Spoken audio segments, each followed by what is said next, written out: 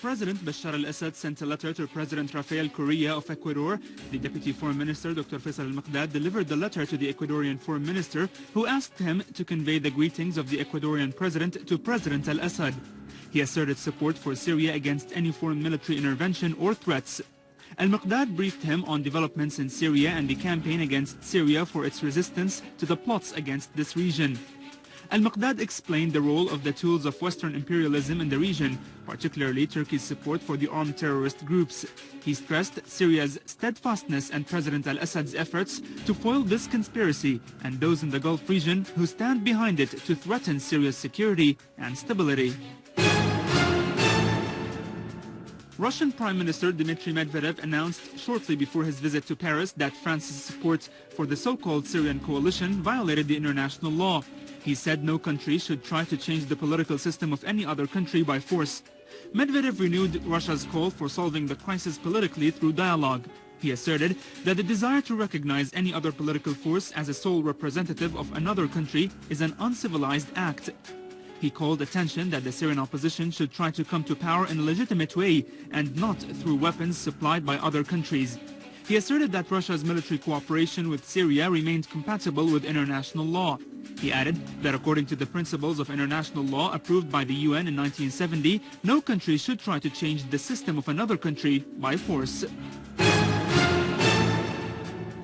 In Damascus suburbs, an armed terrorist group assaulted El Tobe Mosque, several shops and residential houses on the Factories Road in Deir. The terrorists also attacked neighboring buildings, creating holes in walls among houses to facilitate their escape. The Syrian Arab Army forces found while chasing terrorists in Deir Farms a factory for manufacturing explosive devices and a tunnel to store arms and ammunition.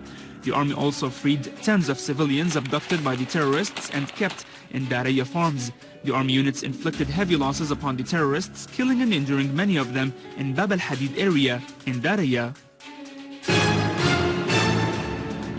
In Damascus suburbs, a Syrian Arab Army unit clashed with a terrorist group in Al-Husseiniya and Sayyida Zainab neighborhood, eliminating all its members. The unit also destroyed a vehicle equipped with a Doshka machine gun and confiscated ammunition and weapons the terrorists used in their aggression on the inhabitants and the law enforcement troops. Among the killed terrorists was the leader of the group named Muhammad al-Batal. A Syrian Arab Army unit clashed with an armed group in Aghbeir Square in Arbin town in Damascus countryside, killing and wounding several members of the group. In Aleppo, a Syrian army unit killed tens of terrorists in a series of operations in various areas.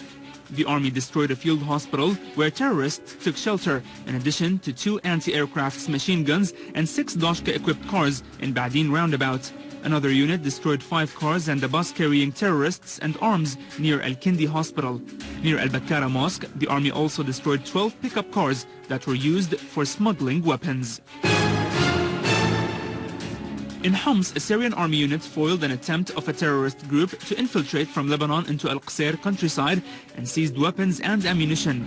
Clashes also took place with the terrorist group near Jabal Jusiye and Mashari Jusiye in Al-Qasir countryside as Syrian army units inflicted heavy losses on the group, forcing the rest of its members to flee into Lebanese territories, leaving behind large quantities of arms, ammunition and drugs, which they were trying to smuggle into Syria. In Deir Ezzor, a Syrian Arab Army unit targeted a terrorist group to the east of Al-Rawda Mosque in Al-Jbeili. Muhammad Abdul Salam Al-Haj Naif from what is called Al-Aziz Brigade was identified among the dead terrorists.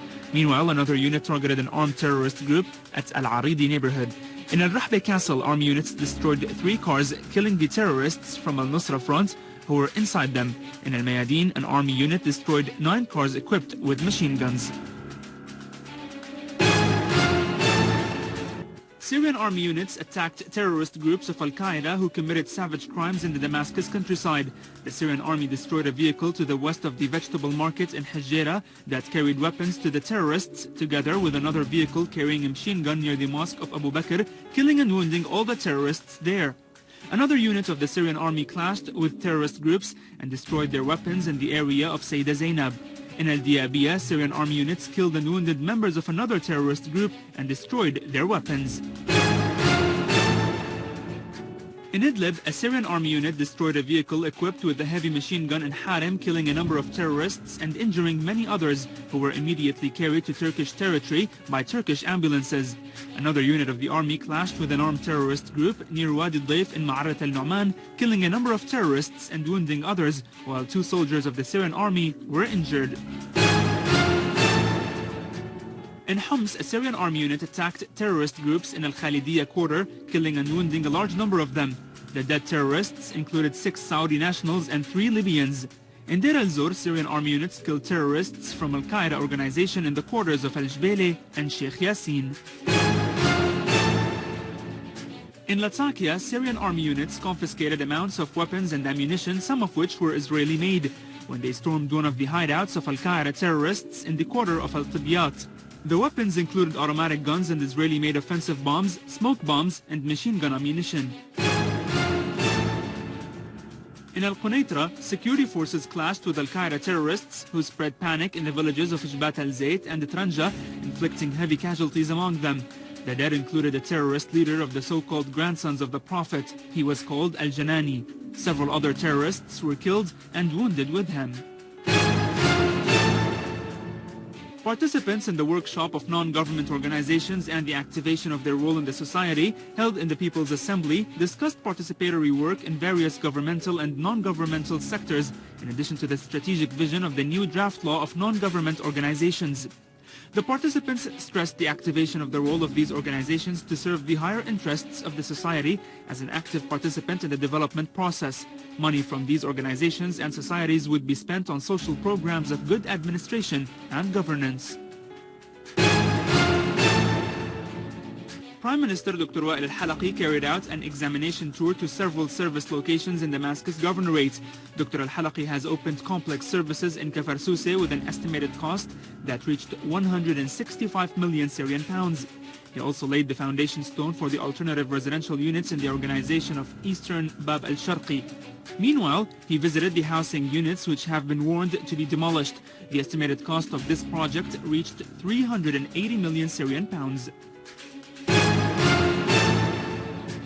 The Minister of Electricity, Imad Khamis, asserted that the attacks by al-Qaeda terrorists on the gas lines in Deir Ezzor led to the stoppage of a number of power-generating equipment with a total capacity of 1,500 megawatts and the delay of the process of reducing rationalization of energy. Workshops of the Ministries of Oil and Electricity continued their work to reform the damages caused by these attacks in several places in order to resume the fueling of the generating equipment and raising the available capacity in order to resume work according to the previous program of rationalization.